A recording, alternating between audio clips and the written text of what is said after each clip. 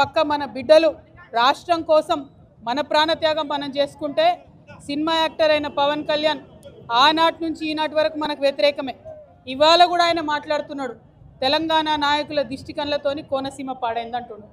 మనం ఎన్నడూ దిష్టి పెట్టలే. కోనసీమ బాగుంది, కోనసీమ ఎట్లుందో అట్లా తెలంగాణ కావాలనుకున్నాం తప్పితే ఏనాడు కూడా తెలంగాణ బిడ్డలకు మనస్సు చిన్నగా ఉండదు, పెద్దగా ఉంటుంది, పెద్దగా ఆలోచిస్తాం.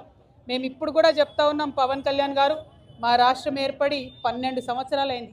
ఈ 12 సంవత్సరాల్లో మేము ఎప్పుడు కూడా ఒకటే మాట అన్నాం, జై తెలంగాణ జై ఆంధ్ర అన్నాం. తెలంగాణ ఎంత బాగుందో ఆంధ్ర కూడా బాగుండాలన్నాం.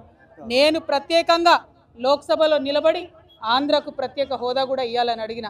మేము తెలంగాణ వాళ్ళం ఎప్పుడు కూడా పక్కోంది గుంజుకోవాలని చూడం, పక్కోడు బాగుంటే మా కళ్ళు మండయి, మేం బాగుండాలని కోరుకుంటాం తప్పితే పక్కవాడు చెడిపోవడాలని ఎప్పుడు కోరుకోలేదు.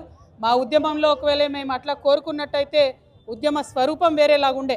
మా బిడ్డలు ఆత్మబలిదానాలు చేసుకున్నారు తప్పితే ఒక్క పరాయి రాష్ట్రం వాడి వ్యక్తి మీద కూడా చెయ్యి ఎత్తలేదు మేము ఎప్పుడు కూడా. ఆ విషయాన్ని దయచేసి పవన్ కళ్యాణ్ గారు గుర్తుపెట్టుకోవాలి. ఆనాడంటే మీరు సినిమా యాక్టర్ ఏమన్నా నడిచింది, ఇవాళ మీరు డిప్యూటీ చీఫ్ మినిస్టర్, మీరు ఆంధ్రప్రదేశ్ యొక్క ప్రజలను దేశవ్యాప్తంగా రిప్రజెంట్ చేస్తారు.